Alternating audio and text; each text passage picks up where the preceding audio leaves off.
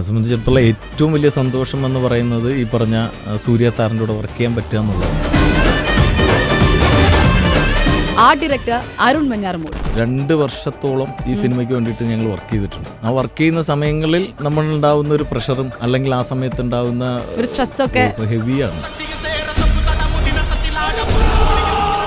എന്താ ഈ കറുപ്പ് സ്വാമി? യഥാർത്ഥത്തിൽ കറുപ്പ് സ്വാമി എന്ന് പറയുന്ന ഒരു മലയാളി കേരള ദൈവമാണ്. നമ്മുടെ ശബരിമലയിൽ അയ്യപ്പന് കാവല് നിൽക്കുന്ന 18 പടിയുടെ അധിപനാണ് കറുപ്പ് സ്വാമി. ആ മണികളൊക്കെ അതിന്റെ ഏറ്റവും ടോപ്പിലൊരു സ്ക്വയർ പോലെ പോയിട്ട് അതിനകത്തൊരു മണി ഹാങ് ചെയ്തിട്ടുണ്ട്. നമ്മൾ ശ്രദ്ധിച്ചു നോക്കിയാൽ ശബരിമലയിലുണ്ട്.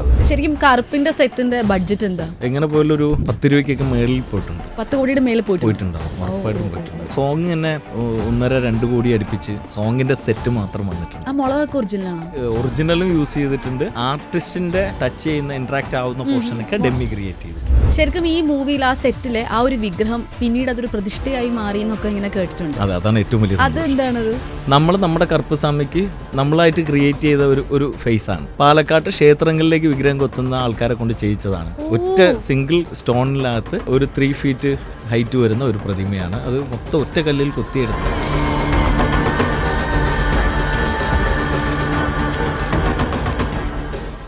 മലയാളത്തിൽ തുടങ്ങി ഇപ്പോൾ തമിഴിൽ തിളങ്ങി നിൽക്കുന്ന ഒരാളാണ് ഇന്ന് എൻ്റെ കൂടെയുള്ളത്. Art director Arun Venjaramoodu. Welcome to Club FM. എന്തുണ്ട് വിശേഷം? നല്ല വിശേഷങ്ങളാണ്. കാരണം നമ്മുടെ കരിയർ ട്രാവലിലെ ഏറ്റവും ബെസ്റ്റ് മൊമെന്റിലാണ് നിൽക്കുന്നത്. അത് ഈ പറഞ്ഞ പോലെ കേരളം മൊത്തം ഇഷ്ടപ്പെടുന്ന ഒരു വലിയൊരു സ്റ്റാറിന്റെ ഒരു സിനിമ ചെയ്യാൻ കഴിഞ്ഞു. കേരളം മൊത്തം ഇഷ്ടപ്പെടുന്ന കുറഞ്ഞു പോകും. പക്ഷെ അല്ല, ഞാൻ മലയാളി ആയതുകൊണ്ട് എനിക്ക് നമ്മളെ സംബന്ധിച്ചിടത്തോളം അതാണല്ലോ ഏറ്റവും വലിയൊരു സന്തോഷം. തീർച്ചയായും. എന്തുണ്ട് വിശേഷം എന്ന് ചോദിക്കുമ്പോൾ സന്തോഷമാണെന്ന് കേൾക്കുന്നത് തന്നെ ഒരു സന്തോഷമാണ്. ഞാൻ സംസാരിക്കുന്നതിൽ ഒരു സന്തോഷമുണ്ട്. തീർച്ചയായിട്ടും ചിരിച്ചിരിക്കുന്ന മുഖം കാണുമ്പോഴാണ് നമുക്ക് സന്തോഷം തോന്നുന്നത്. കാരണം ഈ പറഞ്ഞ നമ്മള് ഒരു സിനിമയുടെ ഔട്ട് റിലീസിങ് ടൈമാണ് നമുക്ക് ഏറ്റവും ഹാപ്പി മൊമെന്റ്സ്. കാരണം 2 വർഷത്തോളം ഈ സിനിമയ്ക്ക് വേണ്ടിയിട്ട് ഞങ്ങൾ വർക്ക് ചെയ്തിട്ടുണ്ട്. ആ വർക്ക് ചെയ്യുന്ന സമയങ്ങളിൽ നമ്മളുണ്ടാവുന്ന ഒരു പ്രഷറും അല്ലെങ്കിൽ ആ സമയത്ത് ഉണ്ടാവുന്ന ഒരു സ്ട്രെസ്സൊക്കെ ഹെവിയാണ്, ഭയങ്കര ഹെവിയാണ്. കാരണം ഒരു സിനിമയുടെ സ്കെയിൽ വലുതാവുന്നതിനോട് നമ്മുടെ പ്രഷറും കൂടിക്കൊണ്ടിരിക്കും. അപ്പൊ അങ്ങനെയുള്ള മൊമെന്റിൽ ഇപ്പോൾ എല്ലാം കഴിഞ്ഞു. അതിന്റെ ഔട്ടെല്ലാം അടിപൊളിയായിട്ട് വന്നിട്ടുണ്ട്. എല്ലാ സ്ഥലത്തുനിന്നും ഈ പറഞ്ഞ ട്രെയിലറും സോങ്ങും കണ്ടിട്ട് ഒരുപാട് പേര് ഇഷ്ടപ്പെട്ടു എന്നൊക്കെ പറഞ്ഞ് കേൾക്കുമ്പോൾ ഉള്ള ഒരു ഹാപ്പി മൊമെന്റ് ആണ്. യെസ്. അപ്പോൾ ആ ഹാപ്പി മൊമെന്റിൽ നമുക്ക് തുടങ്ങാം. ഒരുപാട് ചോദ്യങ്ങളുണ്ട്, പക്ഷെ അതിനൊക്കെ ആദ്യം മുൻപ് കറുപ്പിലേക്ക് എങ്ങനെയാ വന്നതെന്ന് അറിയണം. കറുപ്പിലേക്ക് ഞാൻ യഥാർത്ഥത്തിൽ തമിഴിലേക്ക് തന്നെ എത്തുന്നത് സുഴൽ എന്ന് പറയുന്ന ആമസോണിലൊരു വെബ് സീരീസ്. അപ്പോൾ സുഴൽ ഈ പറഞ്ഞ പോലെ തന്നെ ഒരു ഫെസ്റ്റിവൽ ബേസ് സീരീസാണ്. മായാനക്കൊല എന്ന് പറയുന്ന തമിഴ്നാട്ടിലെ ഏറ്റവും വലിയൊരു ഫെസ്റ്റിവൽ ഉണ്ട്. അപ്പോൾ ആ ഫെസ്റ്റിവലിൻ്റെ റെഫറൻസ് വെച്ചിട്ടാണ് നമ്മൾ ആ സീരീസ് മൊത്തം പോയേക്കുന്നത്. അപ്പോൾ അതുകൊണ്ട് അതിനകത്ത് ഞാൻ ആ അമ്മൻ ഫെസ്റ്റിവൽ അല്ലെങ്കിൽ ആ ഒരു തമിഴ്നാടിൻ്റെ ഒരു ഫീല് ക്രിയേറ്റ് ചെയ്തത് കണ്ടിട്ട് ഇഷ്ടപ്പെട്ടിട്ടാണ്. എനിക്ക് തോന്നുന്നു ഡയറക്റ്റാണ് ഫസ്റ്റ് പ്രൊഡക്ഷനിൽ എൻ്റെ പേര് പറയുന്നതും അവിടെ നിന്ന് എനിക്ക് കോൾ വരുന്നതും അങ്ങനെയാണ് കറുപ്പിലേക്ക് എത്തുന്നത്. അപ്പോൾ ആ സമയത്ത് ഞാൻ ചെയ്തുകൊണ്ടിരുന്ന മൂവി എന്ന് പറയുന്നത് മദ്രാസി എന്ന് പറഞ്ഞിട്ട് AR മുരുക സാറിൻ്റെ ശിവകാർത്തികൻ മൂവിയാണ്. അത് കഴിയുന്ന സമയത്ത് ഡ്രീം വാരീസിൽ നിന്ന് കോൾ വരുന്നു, സൂര്യ സാറിൻ്റെ ഒരു മൂവി ചെയ്യാനുണ്ട്. അപ്പം പെട്ടെന്ന് നമുക്ക് ഒരു വളരെ വലിയ സൂര്യ സാറിൻ്റെ ഒരു മൂവി ചെയ്യാനുണ്ടെന്നുള്ള കോള് കിട്ടിയ സമയത്ത് അരുൺ എവിടെയായിരുന്നു? എന്തായിരുന്നു? ഞാൻ ചെന്നൈയിലാണ്. കറക്റ്റായിട്ട് പറയുകയാണെങ്കിൽ ആ സമയത്ത് നമ്മുടെ പരാശക്തി എന്ന് പറയുന്ന മൂവിയുടെ ഒരു മീറ്റിംഗ് കഴിഞ്ഞു വന്ന സമയത്താണ്. അതെ. അപ്പം എനിക്ക് തോന്നുന്നു സുധാ മാം ഒരുപാട് മുന്നേ സൂര്യ സാറിനെ വെച്ച് പ്ലാൻ ചെയ്ത സമയത്തെ ഒരു കോള് വന്നിട്ടുണ്ടായിരുന്നു. അതായത് എനിക്ക് തോന്നുന്നു അത് ഒരു 2 വർഷം ഞാൻ സുഴല് കഴിഞ്ഞ് നിൽക്കുന്ന സമയത്ത്. അപ്പം സുധാ മാമും പുഷ്കർ ഗായത്രി ഇവർ സാർ മാമും ഉള്ള ഒരു ടീമാണ് അവർ. അപ്പോൾ അതുകൊണ്ട് തന്നെ സുഴൽ കണ്ട് ഇഷ്ടപ്പെട്ടിട്ട് ആ സമയത്ത് എനിക്കൊരു കോൾ വന്നു, അരുൺ ഇങ്ങനെ നമുക്കൊരു പ്രോജക്റ്റ് ഉണ്ട്, ചെയ്യാൻ പറ്റുമോ എന്ന് ചോദിച്ചു. അപ്പം ഞാൻ ആ സമയത്ത് സുഴലും വദന്തി എന്ന് പറഞ്ഞിട്ട് നമ്മുടെ കമ്പനിക്കകത്ത്, അതായത് മീൻസ് നമ്മുടെ ടീമിൻ്റെ വർക്ക് തന്നെ എടുത്തോണ്ട്. അപ്പം അങ്ങനെ അന്ന് മിസ്സായി. പിന്നെയാണ് വീണ്ടും കോൾ വരുന്നത്. അങ്ങനെ മീറ്റ് ചെയ്ത് കഴിഞ്ഞു വന്നപ്പോഴത്തേക്കും സൂര്യ സാറിൻ്റെ പടം വരുന്നു കറുപ്പ്. പിന്നെ നമുക്ക് വേറെ ഒന്നും ചിന്തിക്കാനുമില്ല. പിന്നെ അപ്പോഴത്തേക്ക് ഈ പറഞ്ഞ 2 സ്ഥലത്തും നമ്മൾ കാര്യങ്ങളെല്ലാം സംസാരിച്ചിട്ട് നേരെ കറുപ്പിലേക്ക് ജോയിൻ ചെയ്യായിരുന്നു. ഈ കറുപ്പിലേക്ക് ജോയിൻ ചെയ്തു സൂര്യ സാറിന്റെ പടമാണെന്ന് അറിഞ്ഞതിന് ശേഷം ആദ്യം ആരെ വിളിച്ചു പറഞ്ഞത്? സത്യം പറഞ്ഞാൽ ആദ്യം എൻ്റെ ടീമിനെ വിളിക്കുന്നത്. ടീമിനെ വിളിച്ചിട്ട് ചോദിച്ചിട്ടാ ഇങ്ങനെ 2 സിനിമകൾ സംസാരം നടക്കുന്നുണ്ട്, സൂര്യ സാറിൻ്റെ കറുപ്പ് നടക്കുന്നുണ്ട്, അതുപോലെ തന്നെ പരാശക്തി നടക്കുന്നുണ്ട് എന്നുള്ള നമുക്കിപ്പോൾ അവരുടെ അടുത്ത് ഒരു ചില കാര്യങ്ങളൊക്കെ നമ്മൾ അവരോട് ചോദിച്ചിട്ട് അവർക്കും കൂടെ ഒരു ഇഷ്ടം. അപ്പം അവർക്കും ഭയങ്കര സന്തോഷമായി. കാരണം നമ്മൾ ആൾറെഡി ഇപ്പോൾ 2 സിനിമകൾ SKയുടെ ചെയ്ത് കഴിഞ്ഞായിരുന്നു, മാവീരൻ, മദ്രാസി. അപ്പം സൂര്യ സാറിൻ്റെ ഒരു മൂവിയും കൂടെ നമുക്ക് ചെയ്യാൻ പറ്റുക എന്ന് പറയുന്നത്, നമ്മളിപ്പോൾ ഒരു സിനിമ ഫീൽഡിൽ വർക്ക് ചെയ്യുമ്പോൾ എല്ലാ ഹീറോസിൻ്റെയും കൂടെ വർക്ക് ചെയ്യാൻ പറ്റുക എന്ന് പറയുന്ന ഒരു ഭാഗ്യമല്ല. അപ്പം മലയാളത്തിലും എനിക്ക് തോന്നുന്നു കുറേയൊക്കെ അത് സാധിച്ചിട്ടുണ്ട്. അപ്പം തമിഴിലും ആ ഒരു ട്രാവൽ കിട്ടാൻ വേണ്ടിയിട്ട് ഞങ്ങൾ ജസ്റ്റ് ഒന്ന് കറുപ്പിലേക്ക് ഷിഫ്റ്റ് ചെയ്തു. അരുണിപ്പോൾ പറഞ്ഞതുകൊണ്ട് ചോദിക്കുകയാണ്, ശരിക്കും പറഞ്ഞ ഒരു ആർട്ടിനെ പറ്റി ചോദിക്കുന്ന സമയത്ത് ആർട്ട് ഡയറക്ടർ മാത്രമല്ല, ആ ഒരു ടീമിന്റെ ഒരു ശക്തി എന്ന് പറയുന്നത് വലിയൊരു ശക്തിയാണ്. ആ ടീം എങ്ങനെ ഫോം ചെയ്തത്, അല്ലെങ്കിൽ എത്ര പേരുണ്ട് ടീമിൽ? എനിക്ക് തോന്നുന്നു എല്ലാവരും കൂടി ഒരു 10-14 പേരിന് മുകളിലുണ്ട്, 16-17 പേരുണ്ട്. പെർമനന്റ് ആയിട്ട് എപ്പോഴും ഒരു 12 പേര് 13 പേരൊക്കെ ഉണ്ടാവും. അപ്പോൾ ഇതിനകത്തെന്ന് പറയുന്നത് എനിക്ക് 2 അസോസിയേറ്റ്മാരുണ്ട്. പിന്നെ മോനീഷ് അനൂപ് എന്ന് പറഞ്ഞിട്ട്, അതുപോലെ മഹേഷ് എന്ന് പറഞ്ഞിട്ടൊരു ആർട്ട് ഡയറക്ടർ ഉണ്ട്.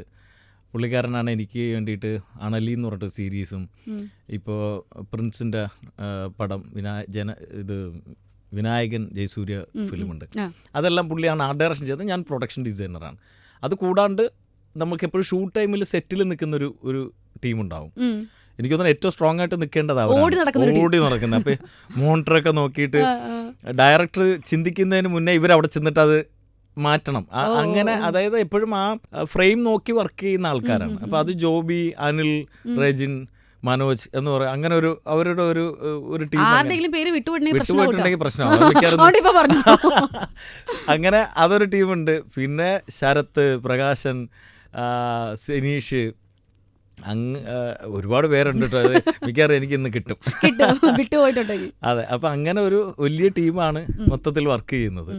ഇവരുടെ എന്ന് പറയുന്നത് ഇപ്പോൾ ഒരു പടം സ്റ്റാർട്ട് ചെയ്ത് കഴിഞ്ഞാൽ സീരിയസ്ലി ഇവരെല്ലാം അവരുടെ പ്രശ്നങ്ങളെല്ലാം മാറ്റി വെച്ചിട്ട് മൊത്തം സിനിമയ്ക്ക് വേണ്ടിയാണ് ലോൺ ഇതിനകത്താണ്. ഇപ്പം നമുക്ക് ചില സമയങ്ങളിൽ നാട്ടിൽ പോകൽ ഇല്ലെങ്കിൽ ലീവ്, അവരുടേതായ ഫാമിലി ലീവൊന്നും ഇല്ല. ലീവ് എനിക്ക് തോന്നുന്നു ഞങ്ങൾക്ക് ഒരു ഗിഫ്റ്റ് പോലെ കിട്ടിയത് ഈ മദ്രാസി കഴിഞ്ഞ് അങ്ങനെയാണ് കറുപ്പിലേക്ക് പോകുന്നത്. ബ്രേക്ക് ഉണ്ടായിരുന്നില്ല. ബ്രേക്ക് മീൻസ് ജസ്റ്റ് ഒരു 3-4 ഡേയ്സോ അല്ലെങ്കിൽ 5 ഡേയ്സ് അങ്ങനെയൊക്കെ ഉണ്ടാവും. അപ്പോൾ കറുപ്പ് തീർന്ന ഉടനെ ഞങ്ങൾക്ക് മാഴ്സൽ സ്റ്റാർട്ട് ചെയ്തു, കാർത്തി സാറിൻ്റെ. അപ്പോൾ അതാണ് ഇപ്പം പ്രസന്റ്ലി ഷൂട്ട് നടന്നുകൊണ്ടിരിക്കുക. മീൻസ് ഇപ്പോൾ 2 ഷെഡ്യൂൾ കഴിഞ്ഞു. അടുത്ത ഷെഡ്യൂൾ ഇനിയിപ്പോൾ കറുപ്പിൻ്റെ റിലീസും കാര്യങ്ങളെല്ലാം കഴിഞ്ഞിട്ട് പ്ലാൻ ചെയ്യുന്നു. അപ്പോൾ ശരിക്കും എന്താ ഈ കറുപ്പ് സ്വാമി? യഥാർത്ഥത്തിൽ കറുപ്പ് സ്വാമി എന്ന് പറയുന്ന ഒരു മലയാളി കേരള ദൈവമാണ്. നമ്മുടെ ശബരിമലയിൽ അയ്യപ്പന് കാവല് നിൽക്കുന്ന 18 പടിയുടെ അധിപനാണ് കറുപ്പ് സ്വാമി. അപ്പം അങ്ങനെ അതിനൊരു സ്റ്റോറി കണക്ഷൻ ഉണ്ട്. അപ്പം നമ്മുടെ കറുപ്പ് സ്വാമിയാണ് അങ്ങോട്ട് പോയിട്ട് തമിഴ്നാട്ടിലെ ഇപ്പോൾ എനിക്കൊന്ന് തായ്ക്കളവി എന്ന് പറയുന്ന സിനിമയിൽ അതിൻ്റെ ഒരു ചെറിയൊരു പോർഷൻ ഉണ്ട്. ആ ഒരു കോമഡി ആയിട്ട് ആ പുള്ളി പറയുന്നുണ്ട്, എനിക്ക് ഹെൽപ്പ് ചെയ്യാൻ പറ്റിയില്ലെങ്കിൽ മര്യാദയ്ക്ക് തിരിച്ച് കേരളത്തിലോട്ട് തന്നെ പൊക്കോന്ന് കറുപ്പ് സ്വാമിയുടെ കൂടെ പറയുന്നുണ്ട്.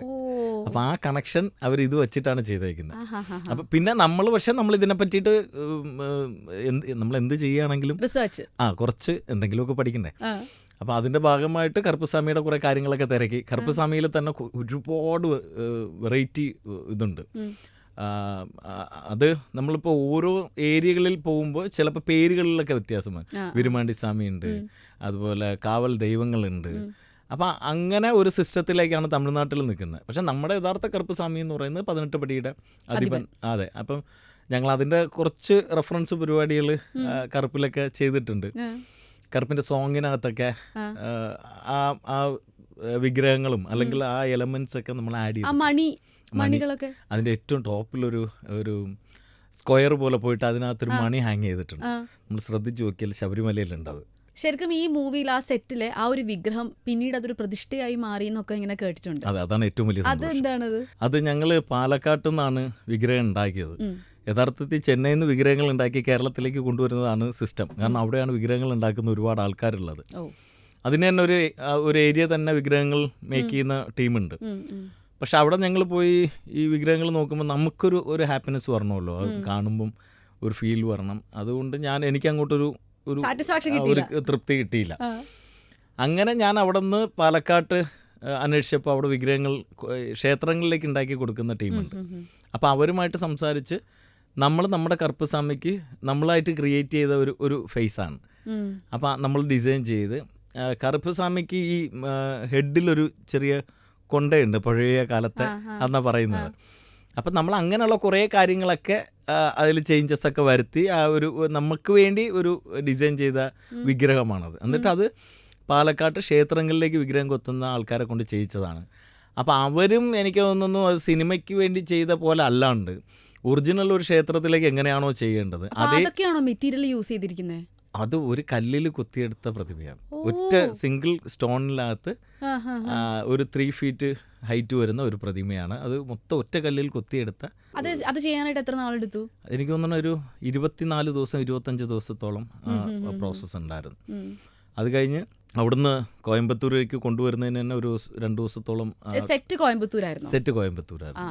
അപ്പം നമ്മൾ ആ ട്രെയിലറിലൊക്കെ കാണുന്ന ഒരു കോർട്ടിന്റെ ഫ്രണ്ടിലുള്ള ഒരു ക്ഷേത്രമുണ്ട്. ഒരു ക്ഷേത്രം അവിടത്തേക്കുള്ള വിഗ്രഹമായിരുന്നു അത്. അതായത് കുറേ സെറ്റുകൾ ഉണ്ട്, സിനിമ കാണുമ്പോൾ മനസ്സിലാവും. അതിനകത്തെ ഒരു പോർഷൻ അല്ലെങ്കിൽ ഒരു സെറ്റാണത്. അതിനു വേണ്ടിയിട്ട് ചെയ്ത വിഗ്രഹമാണത്. അത് കഴിഞ്ഞിട്ട് നമ്മുടെ വിഗ്രഹം ഈ പറഞ്ഞ പോലെ നമ്മുടെ അവിടുത്തെ കോയമ്പത്തൂരിലുള്ള ഒരു ക്ഷേത്രത്തിലേക്ക് പ്രതിഷ്ഠ സംബന്ധിച്ച് എന്തോ പ്രശ്നം വയ്ക്കൽ പരിപാടികളും അതൊക്കെ നടന്നപ്പോൾ കറുപ്പസ്വാമിയുടെ ഒരു വിഗ്രഹം അവിടെ പ്രതിഷ്ഠ വേണമെന്നുള്ള രീതി വരികയും ആ കറക്റ്റ് സമയത്ത് തന്നെ ഞങ്ങളുടെ വിഗ്രഹവും ഷൂട്ടൊക്കെ കഴിഞ്ഞു. അപ്പം അങ്ങനെയാണ്. അതുമല്ല, ഷൂട്ട് കഴിഞ്ഞത് മാത്രമല്ല, ആ വിഗ്രഹം എന്തോ എനിക്കും തോന്നുന്നു അതിനെ അവർക്ക് വന്ന് കണ്ടു ഇഷ്ടപ്പെട്ടു. പ്ലസ് നമ്മുടെ ടീമിലെ കുടുംബക്ഷേത്രമാണ്. അപ്പം അങ്ങനെയൊക്കെ ഉള്ളത് കൊണ്ടാണ് നേരെ അത് പ്രതിഷ്ഠയായത്. ഇനിയിപ്പോൾ കമ്മിങ് ടു ആൾക്കാരാണെങ്കിൽ ഇപ്പോൾ സൂര്യ, തൃഷ അവരുടെ കൂടെയുള്ള വർക്കിംഗ് ഇപ്പം ഞാൻ കേട്ടിട്ടുണ്ട് മദ്രാസിൽ ചെയ്യുന്ന സമയത്ത് ഡയറക്ടറിന്റെ കൂടെ ലൊക്കേഷൻ കാണാൻ മുതൽ ഫ്രം ദി ബിഗിനിങ് അരുൺ ഉണ്ടായിരുന്നു. അപ്പോൾ അതുപോലെ ഈ കറുപ്പ് മൂവിയിൽ എങ്ങനെയായിരുന്നു? ഇപ്പം സൂര്യയുടെ കൂടെയും തൃഷയുടെ കൂടെയും RJ ബാലാജിയുടെ കൂടെയുള്ള വർക്കിംഗ് പാറ്റേൺ ഒക്കെ എങ്ങനെയായിരുന്നു? എന്നെ സംബന്ധിച്ചിടത്തോളം ഏറ്റവും വലിയ സന്തോഷം എന്ന് പറയുന്നത് ഈ പറഞ്ഞ സൂര്യ സാറിൻ്റെ കൂടെ വർക്ക് ചെയ്യാൻ പറ്റുക എന്നുള്ളതാണ്. കാരണം നമ്മൾ ഒരുപാട് സിനിമകൾ കണ്ടിഷ്ടപ്പെട്ട അത്രയും ഒരു എന്താ പറയുക, ഒരു അത്രയും ഒരു ഫാൻ എന്ന് തന്നെ പറയാം. കാരണം അത്രയും നമുക്ക് ഇഷ്ടപ്പെട്ട സിനിമകളുണ്ട് എനിക്ക് പുള്ളിയുടെ. അപ്പോൾ ആ സ്ഥലത്ത് നിന്ന് നമ്മൾ എത്രയൊക്കെ ഒരു സിനിമയുടെ ആർട്ട് ഡയറക്ടറാണ് അല്ലെങ്കിൽ എന്തൊക്കെയാണെന്ന് പറഞ്ഞാലും നമ്മൾ ചെന്ന് നിൽക്കുന്നത് സൂര്യ സാറിൻ്റെ ഫ്രണ്ടിലാണ്.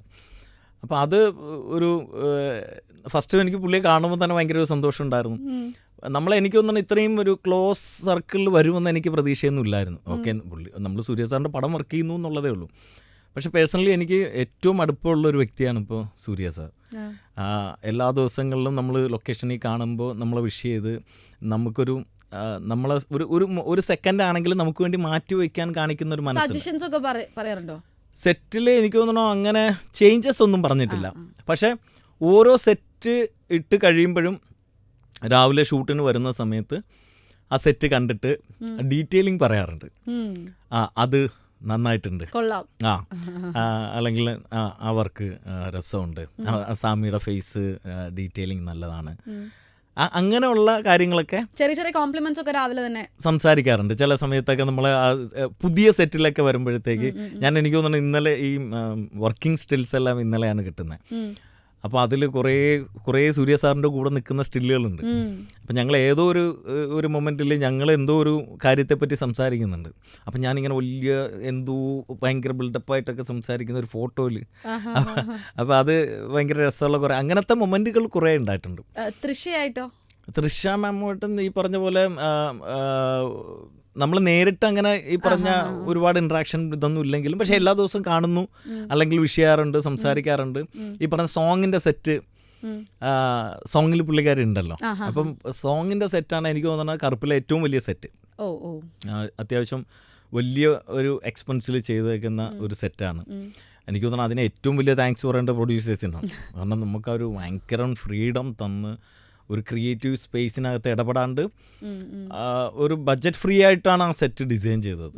അപ്പോൾ അതിൻ്റെ ഒരു വിഷ്വൽ ക്വാളിറ്റിയാണ് നമ്മളിന്ന് കാണുന്ന ആ കറുപ്പിൻ്റെ സോങ്ങും ആ ട്രെയിലറിലും ഒക്കെ വന്നേക്കുന്നത്. അപ്പോൾ ആ സെറ്റ് വന്ന് കണ്ടിട്ട് ഈ പറഞ്ഞ കണക്ക് നമ്മളൊരു മലയാളിയാണെന്നും കൂടെ അറിയുമ്പോൾ പുള്ളിക്കാരിക്ക് അതൊരു സന്തോഷമുണ്ട്. പിന്നെ നമ്മളടുത്ത് അത് പറഞ്ഞു, ഇങ്ങനെ മലയാളിയായിട്ട് ഈ കറുപ്പിൻ്റെ പരിപാടിയൊക്കെ ചെയ്യുന്നല്ലോ രസം. അപ്പം അങ്ങനെയുള്ള കുറേ മൊമെന്റ്സ് ഒക്കെ ഉണ്ടായിട്ടുണ്ട്. പിന്നെ ഏറ്റവും വലിയ സന്തോഷം മലയാളികളുടെ ഒരു കൂട്ടായ്മ തന്നെ ഉണ്ട്. അടുത്ത ചോദ്യമായിരുന്നു, കാരണം അവരെ പറ്റി മാത്രം ചോദിച്ചാൽ പോരാ. നമ്മുടെ ഇന്ദ്രൻ സേട്ടൻ, അതുപോലെ സ്വാസിക, ശിവദ, അവരുടെ കൂടെയുള്ള ഒരു വർക്കിംഗ്, അതാ പറഞ്ഞത് നമുക്ക് ഏറ്റവും വലിയ സന്തോഷം അതാണ്. കാരണം നമുക്ക് നമ്മൾ ഷൂട്ട് നടക്കുന്ന സമയത്തും ഒന്ന് എൻ്റെ ടീം മൊത്തം മലയാളീസാണ്, കൂടാണ്ട് ഇപ്പം നമ്മുടെ ആൾക്കാരും എല്ലാവരും അവിടെ ഉള്ളപ്പോൾ ഒരു കുറച്ചൊക്കെ നമ്മുടെ ഒരു സെറ്റ് മലയാളി സെറ്റ് പോലെയൊക്കെ നമുക്ക് തോന്നും,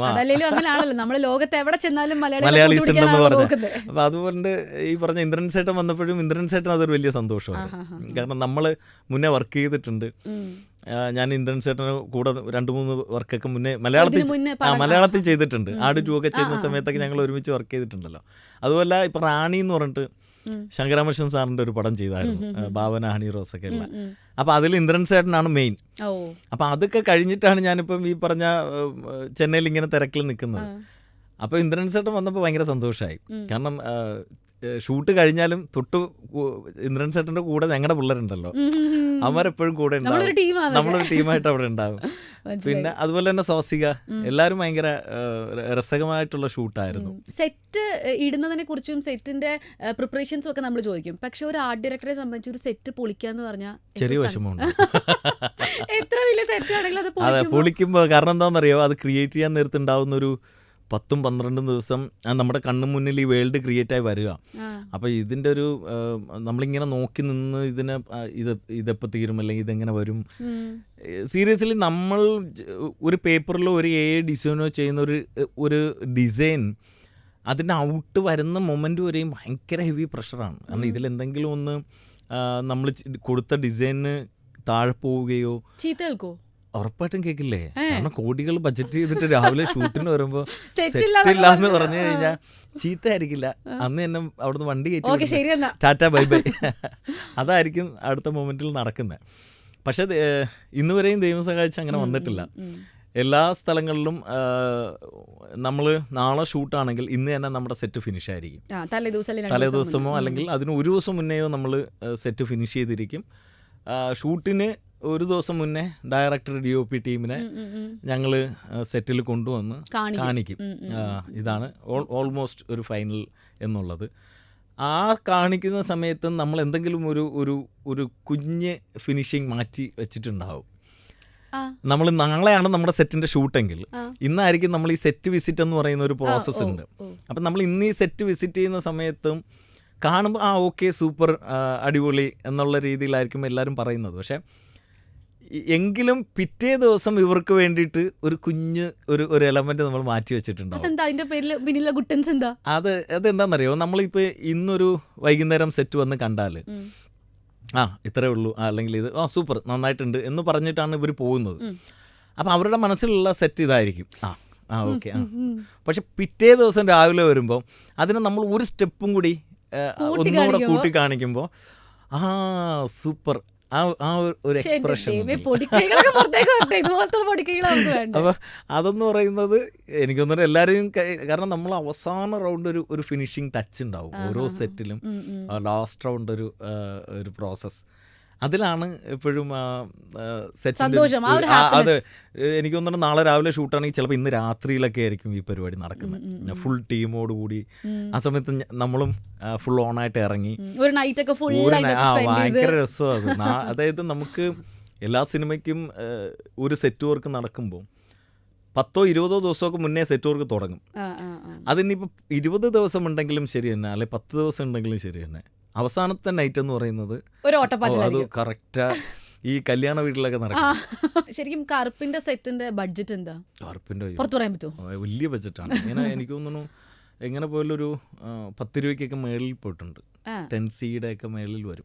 10 കോടിയുടെ മേളിൽ പോയിട്ടുണ്ടാവും, ഉറപ്പായിട്ടും പോയിട്ടുണ്ടാവും. കാരണം ആ സോങ് തന്നെ ഒരു 1.5-2 കോടി അടുപ്പിച്ച് സോങ്ങിന്റെ സെറ്റ് മാത്രം വന്നിട്ടുണ്ട്. മുളക് ഒറിജിനലാണോ? മുളക് രണ്ടും ഉണ്ട്. അതായത് ഒറിജിനലും യൂസ് ചെയ്തിട്ടുണ്ട്, ആർട്ടിസ്റ്റിന്റെ ടച്ച് ചെയ്യുന്ന ഇന്ററാക്ട് ആവുന്ന പോർഷനൊക്കെ ഡെമ്മി ക്രിയേറ്റ് ചെയ്തിട്ടുണ്ട്. കാരണം സൂര്യ സാറിന്റെ ദേഹത്ത് ഇടുന്നത് അങ്ങനത്തെ പിന്നെ ഈ അതിനെ ഇങ്ങനെ പൊട്ടിക്കുന്നതും അങ്ങനെ കുറെ ഇതുണ്ട്. അതിനൊക്കെ ഒറിജിനലും യൂസ് ചെയ്തിട്ടുണ്ട്. അത് നമ്മൾ എങ്ങനെയാന്ന് വെച്ചാൽ ആർട്ടിസ്റ്റ് ചെയ്യുന്ന സ്ഥലത്ത് നമ്മളത് ഡെമി യൂസ് ചെയ്യും. അല്ലാണ്ട് ഇപ്പം നമ്മൾ ആ ഒരു മെറ്റീരിയലിൻ്റെ ക്ലോസോ അല്ലെങ്കിൽ ആ മെറ്റീരിയലിൻ്റെ ഡീറ്റെയിലോ എടുക്കുന്ന സമയത്ത് നമ്മൾ അത് ഒറിജിനൽ യൂസ് ചെയ്യും. പക്ഷേ കറുപ്പ് കഴിഞ്ഞ് പെട്ടെന്ന് തന്നെ സെയിം കമ്പനിയുടെ മാഴ്സൽ കാർത്തി സാറിൻ്റെ പടം പുതിയത് വന്നു. പ്ലസ് അതൊരു 1965 നടക്കുന്ന മൊത്ത സിനിമയാണ്. അപ്പം നമുക്ക് ഒത്തിരി പണിയുണ്ട്. ഒത്തിരി പണി എന്ന് പറഞ്ഞാൽ നല്ല സെറ്റുകൾ ക്രിയേറ്റ് ചെയ്യാനുണ്ട്. 1965 ഹീറോയുടെ ഒരു ഗ്രാമം തന്നെ ഉണ്ട്. അപ്പോൾ എനിക്കൊന്നും ഇപ്പോൾ അതിൻ്റെ സെറ്റെല്ലാം കഴിഞ്ഞു. സെറ്റ് ഇട്ട് വെച്ചേക്കാണ്, ഷൂട്ട് തുടങ്ങിയിട്ടില്ല. ഒരു 10-20 ഏക്കർ സ്ഥലത്ത് ഒരു 125-130 വീടുകളൊക്കെ ഇട്ടിട്ട് ഒരു ഫുൾ ഗ്രാമം എവിടെ രാമേശ്വരത്ത്. അപ്പോൾ അത് ആ ഒരു ഫുൾ വലിയൊരു സെറ്റാണത്. ഇപ്പം മാഴ്സൽ കഴിയുന്നതിന് മുന്നേ തന്നെ നമുക്ക് സെയോൺ വന്നു. അതിപ്പോൾ നടക്കുന്നത് മാഴ്സലാണ്. അടുത്ത ചെയ്യാൻ പോകുന്നത് രാജ് കമൽ പ്രൊഡക്ഷനിൽ, കമൽഹാസൻ സാറിൻ്റെ പ്രൊഡക്ഷനിലാണ്. അതും വലിയൊരു സന്തോഷമാണ്. കമൽഹാസൻ സാറിൻ്റെ പ്രൊഡക്ഷനിൽ ഒരു പടം ചെയ്യാൻ പറ്റുക. തായ്ക്കളവിയുടെ ഡയറക്ടറാണ് ശിവ എന്ന് പറയുന്നത്. നല്ല ഡയറക്ടർ, നല്ല സ്റ്റോറി. അപ്പോൾ എനിക്ക് തോന്നുന്നു ഈ 18-ന് ഷൂട്ട് തുടങ്ങുകയാണ്. അപ്പോൾ അതിൻ്റെ അടുത്ത സെറ്റ് വർക്കും പരിപാടികളൊക്കെ മധുരയിൽ സ്റ്റാർട്ട് ചെയ്തു. ഞങ്ങളൊരു 2-3 റൗണ്ട് ലൊക്കേഷൻ വിസിറ്റൊക്കെ കഴിഞ്ഞു. ഇനി ഓൾമോസ്റ്റ് 18-ന് ഷൂട്ട് തുടങ്ങാമെന്നുള്ള രീതിയിൽ പൊയ്ക്കൊണ്ടിരിക്കുക. പിന്നെ അതിലുള്ളൊരു ഏറ്റവും വലിയ സന്തോഷം എന്ന് പറയുന്നത് SKയുടെ കൂടെ ഹാർട്ടിക് സിനിമയാണിത്. അതുപോലെ ഞങ്ങളുടെ മൂന്നാമത്തെ സിനിമയാണ് ശിവകാർത്തികേയൻ്റെ കൂടെയുള്ള. അതായത് എനിക്ക് തോന്നുന്നു മാവീരൻ, മദ്രാസി, അത് കഴിഞ്ഞിട്ട് ഇപ്പോൾ സെയോൺ. അപ്പൊ ഈ പറഞ്ഞ കണക്ക് ഞങ്ങൾ ഹാർട്ട് അടിക്കാനുള്ളൊരു പ്ലാനിലാണ്. ഒരു സിനിമയുടെ സെറ്റ് ചെല്ലുമ്പം ഡയറക്ടർ ആണോ പ്രൊഡ്യൂസർ ആണോ കംഫർട്ടബിൾ ആക്കേണ്ടത്? എപ്പോഴും ഡയറക്ടറാണ്. നമുക്ക് എന്താന്ന് പറഞ്ഞാൽ നമ്മൾ ഇപ്പോൾ പ്രൊഡ്യൂസർ സെക്കൻഡ് ഫൈറ്റ് ആണ്. മീൻസ് അത് ഈ പറഞ്ഞ ഫൈറ്റ് ഉണ്ടാവും. അത് ഈ പറഞ്ഞ കണക്ക് നമ്മളെന്താന്ന് പറയാം, ഒരു സെറ്റ് ക്രിയേറ്റ് ചെയ്യുമ്പോൾ നമ്മൾ ഭയങ്കര ചിലപ്പം ആഗ്രഹങ്ങളും നമ്മുടെ വിഷ്വലും നമ്മൾ ഇങ്ങനെ കയറി പോവാറുണ്ട്. പോകുന്ന സമയത്ത് പ്രൊഡ്യൂസേഴ്സ് സൈഡിൽ നിന്ന് ആ ആഗ്രഹങ്ങളെ ചെറുതായിട്ടൊന്ന് വെട്ടി കുറയ്ക്കാറുണ്ട്. ഇങ്ങനെ അത്രയും അങ്ങോട്ട് പലാരി വിട്ടത്ത് നിന്നോ അങ്ങോട്ട് പോകണ്ടെന്ന്. അപ്പം അതുപോലെ ആ സമയത്ത് ഉണ്ടാകുന്ന ക്ലാഷുകൾ ഉണ്ടാകും. നമുക്ക് ക്ലാഷല്ല, ഒരുപാട് അതിനെപ്പറ്റി സംസാരിക്കും. ഈ പറഞ്ഞ നമുക്ക് അത്രയും ബഡ്ജറ്റ് ഉണ്ടാവില്ല. അല്ല, അപ്പോൾ ഒരു ആർട്ട് ഡയറക്ടറിന് ഒരു പ്രശ്നം വരുമ്പോൾ അല്ലെങ്കിൽ ഒരു ക്ലാഷ് വരുമ്പോൾ നിങ്ങൾ ആദ്യം കോൺടാക്ട് ചെയ്യുന്നത് പ്രൊഡ്യൂസറിനെയാണോ ഡയറക്ടറിനെയാണോ? ഡയറക്ടർ തന്നെയാണ്. നമുക്ക് ഈ പറഞ്ഞ അതിനെന്താണ് അടുത്തൊരു സൊല്യൂഷൻ എന്നുള്ളത് എപ്പോഴും ഡയറക്ടറാണ് നമ്മൾ സംസാരിക്കുന്നതും. അല്ല ഇപ്പോൾ ഒരു സെറ്റ് ഇത്രയും വലിയ ഇതിലേക്ക് പോകാൻ പറ്റില്ല. പിന്നെ എപ്പോഴും ഒരു ഡയറക്ടറിൻ്റെ കൂടെ സപ്പോർട്ട് ഉണ്ടെങ്കിലാണ് നമുക്കൊരു വേൾഡ് വലിയ രീതിയിൽ ക്രിയേറ്റ് ചെയ്യാൻ പറ്റുന്നത്. ഇപ്പം നമ്മളൊരു സെറ്റ് ഡിസൈൻ ചെയ്തു, അപ്പം പ്രൊഡ്യൂസർ പറയാണ് ഇത്രയും ബഡ്ജറ്റ് നമ്മളിലില്ല, അപ്പം നമുക്കതിൻ്റെ ബഡ്ജറ്റ് കുറയ്ക്കണമെന്ന് പറയുമ്പോൾ അവിടെ ക്രിയേറ്റീവ് സൈഡ് ഏറ്റവും വലിയ സപ്പോർട്ട് തരേണ്ട ആൾ ഡയറക്ടർ. അപ്പം ഡയറക്ടറാണ് ആ സ്ഥലത്ത് വരേണ്ടത്. ആ പ്രസൻസിൽ ഒരു പക്ഷേ എനിക്കും ഈ സെറ്റ് ഇഷ്ടമാണെന്നും അല്ലെങ്കിൽ എനിക്ക് ഈ വിഷ്വൽ ഇത് തന്നെ എനിക്ക് ഈ വിഷ്വൽ വേണം എന്ന് ഒരു ബാക്കപ്പ് സപ്പോർട്ട് തരുന്ന സമയത്ത് അവിടെ നമുക്ക് കുറച്ചുകൂടി സ്ട്രോങ് ആയിട്ട് സംസാരിക്കാം. അത് ചില സ്ഥലങ്ങളിൽ ഡയറക്ടർ ആയിരിക്കും, ചില സ്ഥലങ്ങളിൽ DOP ആയിരിക്കും. അങ്ങനെ മാറിയും വരാറുണ്ട്. കാരണം എനിക്ക് കറുപ്പിൽ ഏറ്റവും വലിയ സപ്പോർട്ട് എനിക്ക് ഈ പറഞ്ഞ GK വിഷ്ണു, ജവാൻ്റെ DOP ആണ്. പുള്ളി എനിക്ക് തന്ന വലിയൊരു സപ്പോർട്ടാണ് കറുപ്പിൻ്റെ ഈ കാണുന്ന വിഷ്വൽസും. അല്ലെങ്കിൽ നമുക്ക് ഒരു കുറച്ച് പ്രഷർ ഫ്രീ ആയിട്ട് വർക്ക് ചെയ്യാൻ പറ്റിയത് GK വിഷ്ണു എന്ന് പറയുന്ന ഒരു DOPയുടെ സപ്പോർട്ട് തന്നെയാണ്. ഒരു ആർട്ട് ഡയറക്ടർ ഈ പറഞ്ഞ ഡയറക്ടറിൻ്റെയും DOPയുടെയും ആ ഒരു അവരുടെ വിഷ്വൽ എങ്ങനെയാണ്, അല്ലെങ്കിൽ അവരുടെ ഒരു വിഷ്വലിൻ്റെ രീതി, ഇതെല്ലാം നമ്മൾ ഫസ്റ്റ് പഠിക്കണം. നമുക്ക് മനസ്സിലാക്കിയെടുക്കണം അവരുടെ കളർ പാലറ്റ് എന്താണ്, അല്ലെങ്കിൽ അവരുടെ സ്കെയിൽ എങ്ങനെയാണ്, അവരുടെ ചിന്തകൾ എങ്ങനെയാണ്. അപ്പം മനുഷ്യരെ കൂടെ മനസ്സിലാക്കിയേ പറ്റൂ. അപ്പം നമ്മളെപ്പോഴും ഈ പറഞ്ഞ നേരത്തെ പറഞ്ഞില്ലേ ഈ ലൊക്കേഷൻ വിസിറ്റ് എന്ന് പറഞ്ഞില്ലേ, നമ്മൾ ഈ ലൊക്കേഷൻ വിസിറ്റിൽ നിന്നാണ് ഈ കാര്യങ്ങളെല്ലാം നമ്മൾ മനസ്സിലാക്കി എടുക്കുന്നത്. നമ്മൾ കൂടെ ട്രാവൽ ചെയ്യുമ്പോഴും അവരുമായിട്ട് ഈ സ്ക്രിപ്റ്റിനെ പറ്റി സംസാരിക്കുമ്പോഴും ഓരോ ലൊക്കേഷനിൽ ചെന്ന് നിന്ന് നമ്മൾ സംസാരിക്കും. അപ്പോൾ എൻ്റെ രീതികളെന്ന് പറയുന്നത് നമ്മളൊരു ലൊക്കേഷനിൽ ചെന്നാൽ കുറച്ച് സമയം നമ്മൾ അവിടെ സ്പെൻഡ് ചെയ്യും. അപ്പോൾ ആദ്യം ഞാൻ ഇവർക്ക് രണ്ടുപേർക്കും പറയാനുള്ളത് ഞാൻ കേൾക്കും, എങ്ങനെയാണ് അവരുടെ ഇതെന്നുള്ളത് കേൾക്കും. അപ്പോൾ അവർക്ക് അവരുടേതായ കുറേ കാര്യങ്ങളൊക്കെ അവർ പറയും. കഴിഞ്ഞിട്ട് നമ്മൾ നമ്മുടെ ഒരു വിഷ്വൽ അവർക്ക് പറയും. ഓ സോ ഇങ്ങനെ ആയിരിക്കും, ഇങ്ങനെ വന്ന് ഇങ്ങനെ പോയി, ഇവിടെ നിന്ന് ഈ കണക്ഷൻസ് എന്ന് പറഞ്ഞിട്ട് നമ്മളൊരു ഒരു ഒരു ഒരു വിഷ്വലി ഉള്ള സംഭവങ്ങൾ നമ്മളവിടെ അത് എക്സ്പ്ലെയിൻ ചെയ്യും. അപ്പോൾ അതിൽ അവർക്ക് ഓക്കെയാണ്, ഹാപ്പി ആണെങ്കിൽ ഈ പറയുന്ന വിഷ്വൽ ആയിരിക്കും നമ്മളടുത്ത ഡിസൈൻ ചെയ്യുന്നത്. AI വെച്ചിട്ട് നമ്മൾ ചെയ്തിട്ട് നമ്മൾ ആ വിഷ്വലായിരിക്കും പിന്നെ ഇവർക്ക് പ്രസൻറ്റ് ചെയ്യുന്നത്. അപ്പോൾ ഫസ്റ്റ് നമ്മൾ ആ വിഷ്വൽ നമ്മൾ കാണണം, കണ്ടിട്ട് ഈ വിഷ്വലിനെ നമ്മൾ ഇവർക്ക് എക്സ്പ്ലെയിൻ ചെയ്യണം. അതാ ലൊക്കേഷൻ വിസിറ്റിന്റെ ചെറിയ സമയം കൊണ്ട് നിങ്ങൾ കണ്ടുപിടിച്ചേ പറ്റും. നമ്മൾ ഇപ്പോൾ എനിക്ക് തോന്നുന്നു രാവിലെയൊക്കെ അവിടെ എത്തിയാൽ ചിലപ്പോൾ നമുക്കൊരു ഹാഫ് അവർ 1 hour ഒക്കെ ആയിരിക്കും കിട്ടുന്നത്. അതായത് നമുക്ക് പെട്ടെന്നായിരിക്കണം ഇത് കിട്ടേണ്ടത്. അത് ഒരു വലിയൊരു ഇതാണ്. നമ്മളിപ്പോൾ ചിലപ്പോൾ സോങ്ങിൻ്റെ ഷൂട്ട് നടന്നുകൊണ്ടിരിക്കുന്ന സമയത്ത് ചിലപ്പോൾ പെട്ടെന്നായിരിക്കും ഒരു ഫ്രെയിം മാറ്റിയിട്ട് പറയും എന്തെങ്കിലും ഒരു ഇതിവിടെ ക്രിയേറ്റ് ചെയ്താൽ എന്തെങ്കിലും എന്നായിരിക്കും ആ പറയുന്നത്. എന്തെങ്കിലും നമ്മൾ വേണം എന്തെങ്കിലും നമ്മൾ ചിന്തിച്ച് കണ്ടുപിടിച്ചിട്ടായിരിക്കണം ആ ഒരു ഫ്രെയിം നമ്മൾ സെറ്റ് ചെയ്യേണ്ടത്.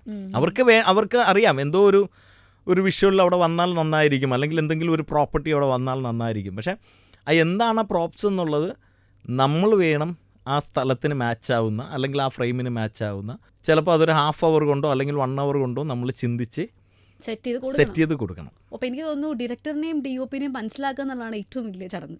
അത്യാവശ്യമുണ്ട്. കാരണം നമ്മളൊരു സിനിമ കമ്മിറ്റ് ചെയ്യുന്ന സമയത്ത് ഞാൻ ചോദിക്കുന്ന ഏറ്റവും വലിയ ഇതെന്ന് പറയുന്നത് ഒരു മിനിമം എനിക്കൊരു 4 days വേണം. ഷൂട്ട് തുടങ്ങി 4 days വേണം. എന്താ നമുക്ക് ഒരു ആ ടീമുമായിട്ടൊന്ന് സെറ്റ് ആവാനായിട്ട്. അപ്പം എപ്പോഴും ഷെഡ്യൂൾ ചെയ്യുമ്പോൾ ഞാൻ അസോസിയേറ്റിനോട് പറയാറുണ്ട്, ഈ തുടങ്ങുന്ന ഒരു 3-4 ദിവസം ഹെവി പരിപാടികളൊന്നും വയ്ക്കരുത്.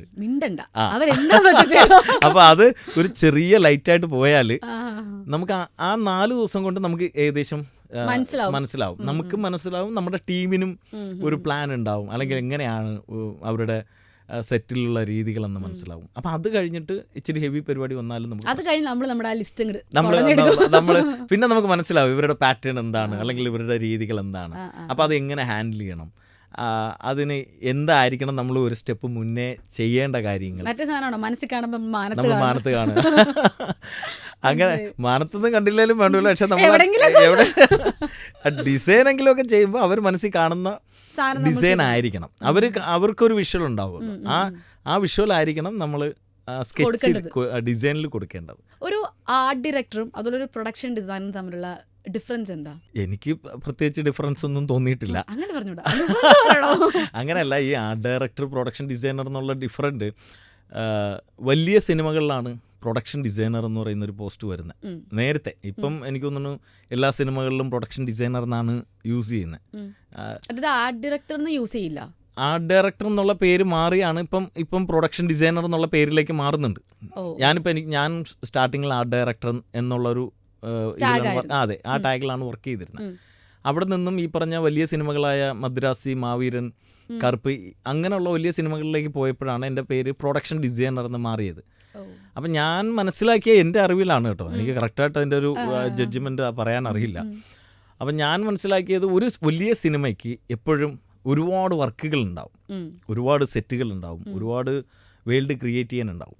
അപ്പോൾ അവിടെ ഒരു പ്രൊഡക്ഷൻ ഡിസൈനർ അതിൻ്റെ സ്ക്രിപ്റ്റ് റീഡിങ് മുതൽ ആ സിനിമയെ എങ്ങനെ വേണമെന്നുള്ള നമ്മൾ പറഞ്ഞ ഇപ്പോൾ പ്ലാനിങ്ങും ഡയറക്ടറിനും DOPക്കും വേണ്ട വിഷ്വൽസ് എല്ലാം അവരുമായിട്ട് കമ്മ്യൂണിക്കേറ്റ് ചെയ്ത് അതൊരു വേൾഡ് ക്രിയേറ്റ് ചെയ്തിട്ട് ആ വേൾഡിനെ അതിൻ്റെ പ്രാക്ടിക്കൽ സൈഡ് വർക്കൗട്ട് ചെയ്യാൻ വേണ്ടിയിട്ട് ഒന്നിൽ കൂടുതൽ ആർട്ട് ഡയറക്ടേഴ്സിനെ വയ്ക്കാറുണ്ട്.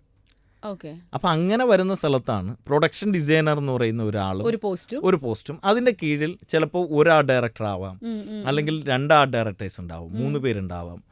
അങ്ങനെ അപ്പോൾ അതെന്ന് പറയുന്നത് ഡിവൈഡ് ചെയ്തായിരിക്കും ഒരു പക്ഷേ വർക്ക് പോകുന്നത്.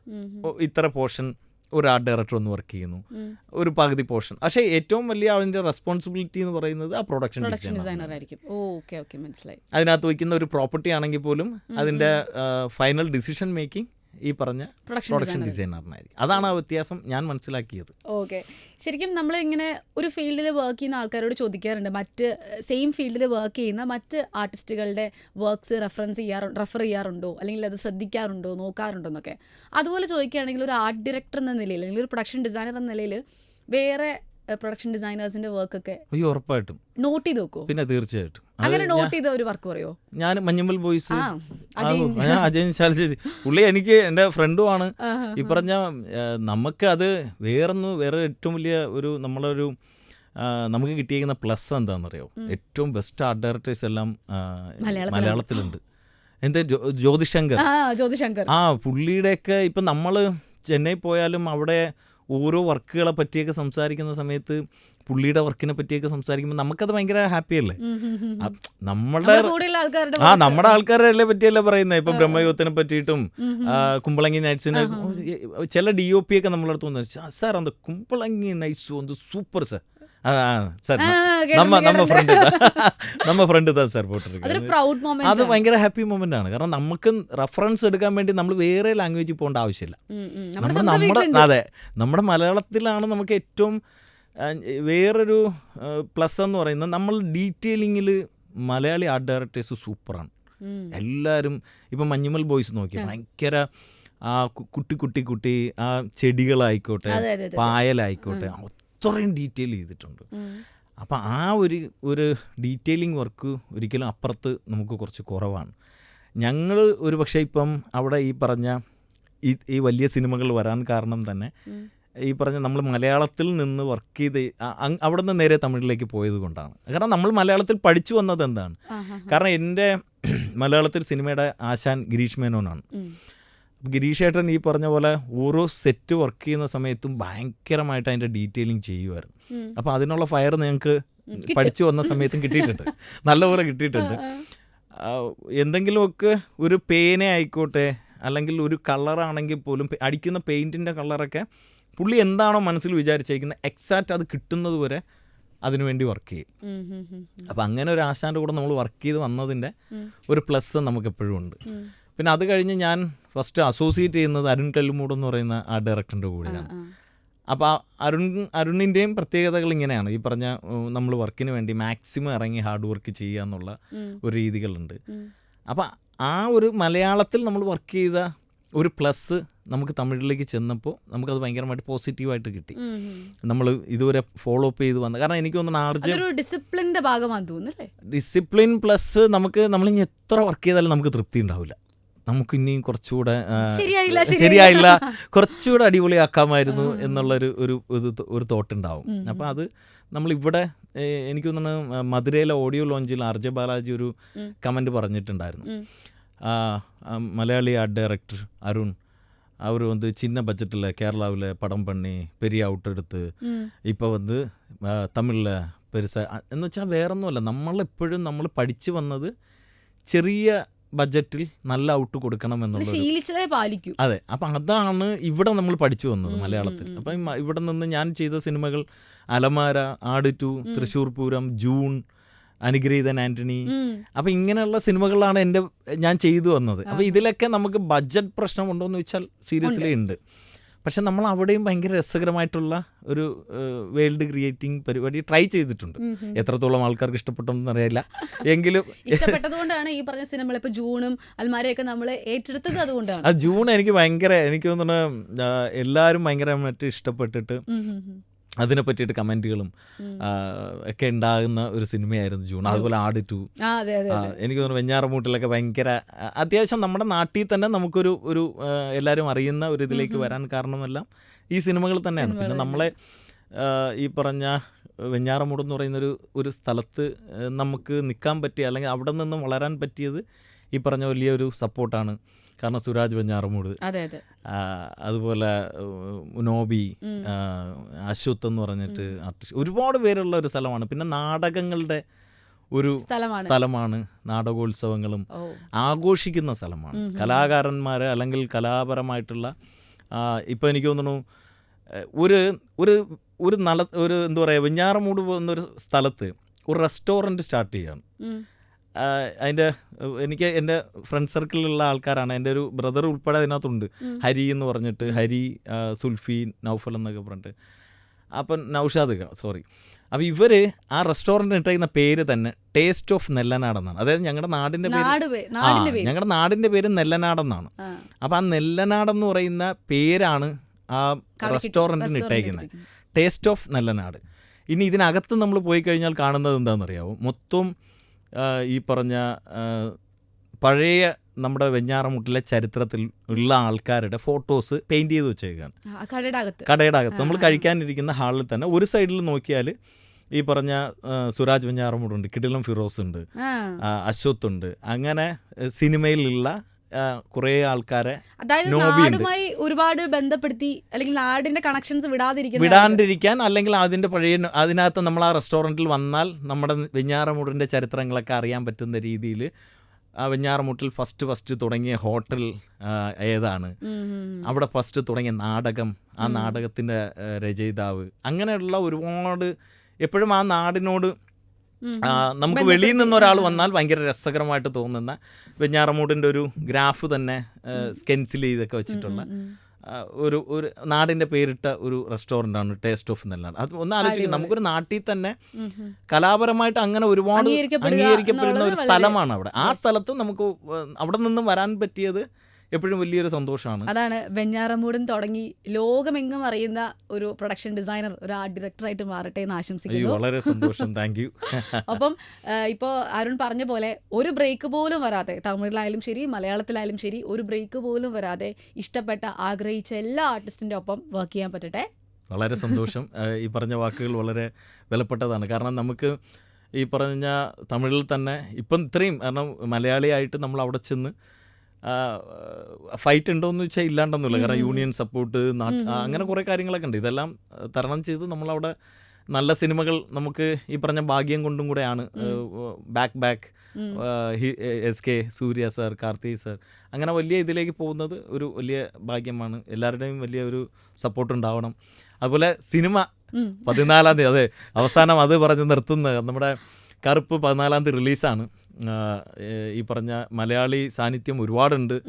അതുകൊണ്ട് തന്നെ മലയാളി പ്രേക്ഷകർ ഒരുപാട് സിനിമയെ സപ്പോർട്ട് ചെയ്യണം.